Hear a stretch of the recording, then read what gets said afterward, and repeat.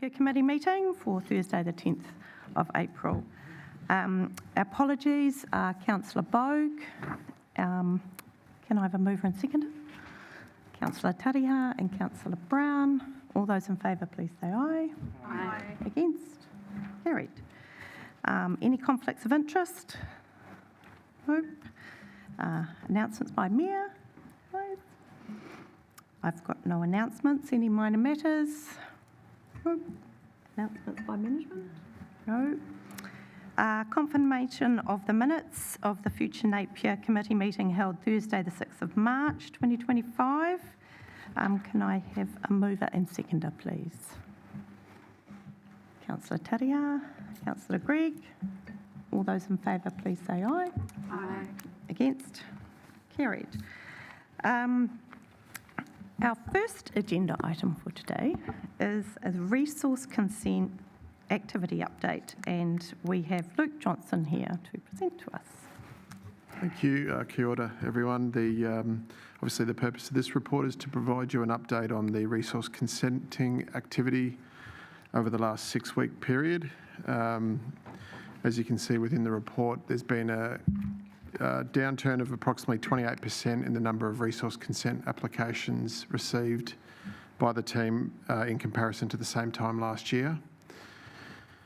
Whilst there has been a bit of a downturn, the teams continue to issue resource consents within their legislated timeframe, so that's quite promising. As far as updates, I have 2 updates for you. The first being a proposed application for a bicycle docking station at 300 Marine Parade, along with some associated LED signage. The proposal outlines 5 bicycle parks. They are for manual bikes or e-bikes to be locked and able to be charged as well. The details of the docking station are there within the report as far as measurements and also the signage. The second update is with respect to 68 Franklin Road. The 59-lot subdivision consent was issued for that on the 26th of March. I'm happy to take any questions. Thank you, Luke. Do we have any questions? Councillor Gregg. Yes, through the chair. Just a question about the Locky Dock. Don't know if you'd be able to answer this one, but in the event of vandalism, who is responsible for that? Is it council or the owner of the Locky Dock company? Through the chair, the LED signage is the responsibility of the owner of the signage, which is not council, and also the locking stations will be maintained by the owner, Locky Docks. Any other questions? One thing, just through, I understood through our meeting that it's not the only Locky Dock station they're looking to put in Napier. They're looking at others potentially without the advertising. Is that right? Through the chair, it's not something that I've come across as yet. We haven't got an application for that at this point. Yeah. Okay. Thank you. No more questions? Can I have a mover and seconder? Deputy Mayor Brosnan. Councillor Mawson, would you like to speak to that, Deputy Mayor? Thank you very much, Luke. Appreciate being updated on how things are trending. Obviously, we're hearing out in the community as well around how that construction market is working, but it's also good to see your team moving through the processing of those applications appropriately. So thank you for the update. Thank you. Councillor Mawson. I'll put the motion. All those in favour, please say, oh, sorry. The motion is to note the resource consent activity update for the period 13th of February to 20th of March. All those in favour, please say aye. Aye. Against? Carried. Thanks, Luke. Thank you. That was short and sweet. And our second agenda item is the Ahuriri Regional Park Master Plan update. And we have Connie Whelan-Mills. Kia ora. Kia ora. I do have a presentation. Do I just click through it to get it on here? Oh.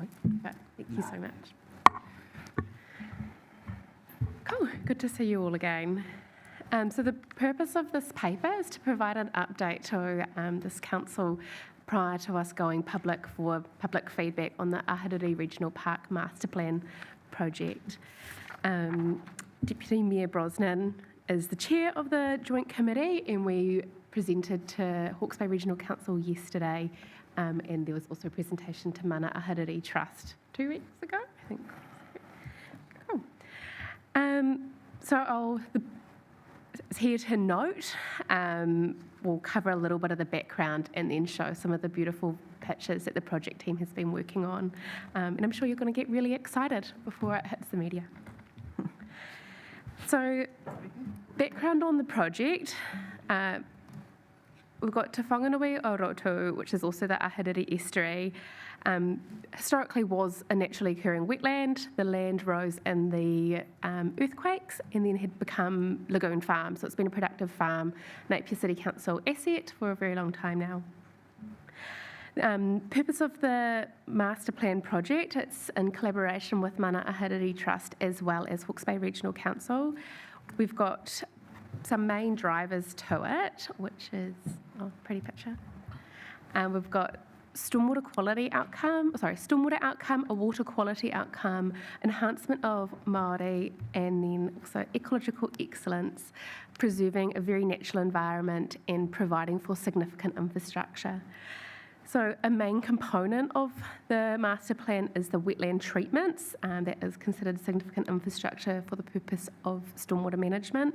We're also very cognizant of the airport flight path, with Hawke's Bay Airport as a significant infrastructure provider, and then the potential expansion of the expressway too. So lots of moving parts in this project.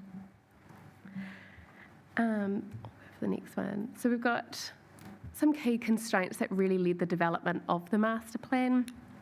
There is some flood hazard areas. We're really clear on the groundwater level, so how much stormwater could actually soak at this park as well. Airport flight paths, we've got buffer zones, and we've got hazard areas, so there's a lot of competing interests on this site. And here is our beautiful first concept that we're going out to public engagement on. I might just click through because there's some really cool stuff. For the consultation document, public feedback document, we have done, split it into core programs and then also future opportunities, potential future opportunities here. So we're being really clear in our engagement piece that not everything in the future opportunities is what council has to deliver. That's the opportunity for partnership in the future. I'll click back to our core projects.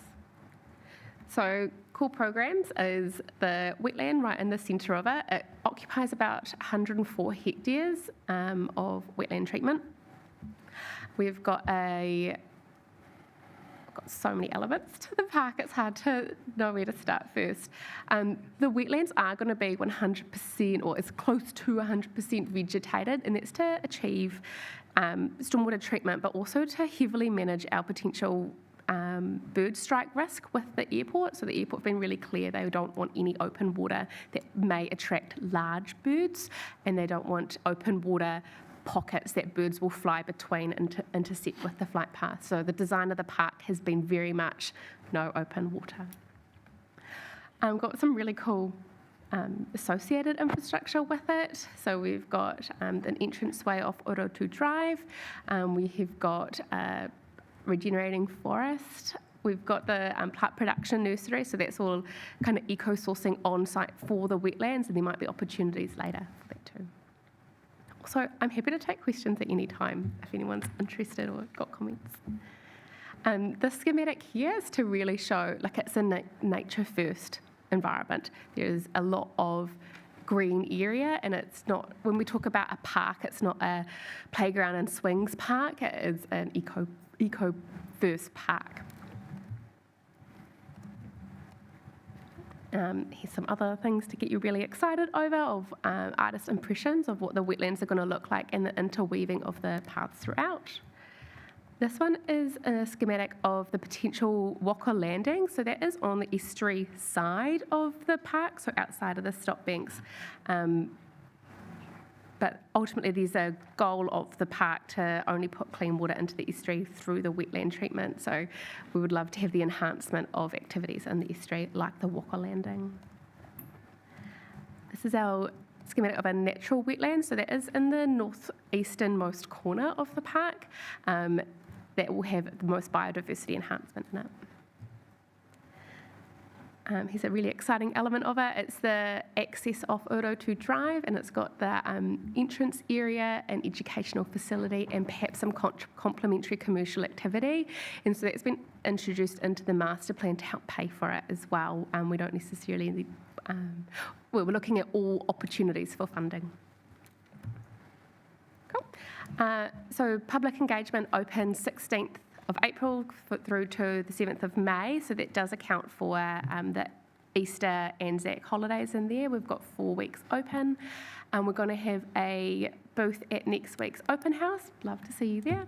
And then we've also got an on-site open day actually at Lagoon Farm, so we really welcome you to come on, talk with people, have a look at how big the space is. Every time I go out there, I'm like, wow, this is such a massive area. What an amazing asset. And then we'll close for feedback on the 7th of May. Following that, we'll be presenting to the Joint Committee in a workshop, looking at how the master plan that we've released will be amended following feedback. Kia ora. Thanks, Connie. Right, has anyone got any questions? Very silent. Oh, Councillor Taylor. Through you, Madam Chair, the funding for the project, what's the mechanism of the funding to develop this project? Yeah, through you, Madam Chair. It's in both Hawke's Bay Regional Council and Napier City Council's LTP. So the figures exactly have escaped me, but it's about 20 million across the two councils, and that's not including the wetlands, because the wetlands are separately funded through an infrastructure project. And how is that phased over what period of time? Yeah, so phasing is the detail probably still to come out. So initially we were looking at a 10-year program from 2028 onwards, and NCC's funding in the LTP is set to kick in earlier than HBRC's funding. Is about 3-year difference. Thank you. Any other questions? I've got a question. This is a fantastic project, and I remember when we first did the first LTP I was involved in, cleaning our estuary was one of our community's high priority things, and this definitely speaks to this. But from what I've seen over the last week, the media have not picked up on these facts at all. So I've seen the engagement plan, but how is the comms going to be done to actually explain that the project is an environmental project and protection, for cleaning our stormwater out into the estuary, because they seem to have missed that boat totally in their rhetoric. So have we got a really good, comms project going out there? Yeah, that's a really great comment, and something that we have also picked up on in this week's news articles. For sure, we're going to ramp up the attention to actually this isn't a nice-to-have project, it's an absolute must-have project, because we must clean the water. I think that's something that we have learned this week, and so the release going out will be more salient on those. That's great to hear. So if there's no further questions, the officer's recommendation is to note the concept design of the Ahuriri Regional Park master plan for public engagement in April and May, and B, note the communications and engagement plan overview. Can I have a mover? Deputy Mayor Brosnan and Councillor Crown, seconder. Would you like to speak to it? Thank you very much, Madam Chair. I would like to speak in support of, obviously, us receiving this today. And I will just have a short kōrero about the kaupapa here that we're talking about. So we are looking at the delivery of a master plan concept which you charged our joint committee to put together. So that is a full partnership between Mana Ahuriri Trust, Hawke's Bay Regional Council and ourselves. We're actually the last of the three parties, just the way the meeting dates worked. So in the last week or so, this presentation, and I'd like to acknowledge Connie and Cam Drury in particular for accompanying me to those as well, where we have presented this to the partners and received their endorsement as well to go out for public comment.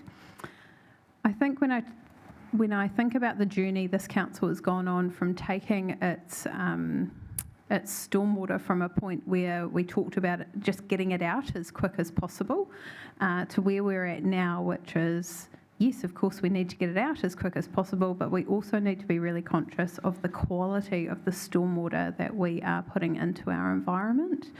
As our city grows, we know we're being pressured to go up, not out. We're being pressured to infill, and we are being pressured to allow for more of that resilience to the heavy rainfall events that we receive as a city. And all of that culminates in more stormwater, more contaminants on our roads and on our grounds and on our impermeable surfaces. So I think what this project does for me is show Napier's commitment, not only through the divesting of the land from industrial purpose, but also the loss of rates revenue if it was to become something developed, into environmental purpose. So I'm really proud to be a part of the committee, and I would like to acknowledge Councillor Keith Price, who joins me on that, and Councillor Hayley Brown as an alternate as well. It has been a fabulous committee to get to the point where we can show the community that we are delivering something that prioritises our water quality. So thank you for the time to speak to the paper. I support us going out for our public consultation. I know from the conversations this morning with the airport and other stakeholders that there will still be concerns, but I just want to give this table confidence that those are all a part of the next stage of this after we have a concept agreed. Kia ora. Thank you, Deputy Mayor. Councillor Crown? Just briefly, because I think Deputy Mayor Brosnan has done a fantastic job, but I'm really supportive of this project and really excited to hear what feedback comes as a result of people getting a good understanding of the benefits, especially those environmental benefits. It's scary to sit at a table as a governor when you know that 75% of your stormwater is being put out into the environment untreated. It's mind-boggling, actually. And so to have something like this on the horizon and to be thinking and operating in what I think is in an innovative way, but also provides opportunity for people to interact with those environs in a much more positive way. When I first moved to Hawke's Bay, I remember swimming in the estuary and doing training for Ai Māori, where you just don't do that now, you know? So that's scary as well, to think that it's changed in that short amount of time. So yeah, very, very exciting project. It ticks a lot of boxes. And I guess the theme of today with things like this, I can't help but think, they say that nothing in the world is worth having or worth doing unless it means a little bit of effort and a little bit of difficulty. And, we'll continue to work through those difficulties and those pinch points along the way. But it's exciting that we're at the point where we can actually go out for consultation on the master plan. Thank you, Councillor Crown. Would anyone else like to speak to the motion? No, so I'll put it. All those in favour, please say aye. Aye. And against? Carried. And that's the end of the future Napier. Thank you. I will pass back to Councillor Price. Okay, well, I'm sitting here. I'll reconvene the sustainable.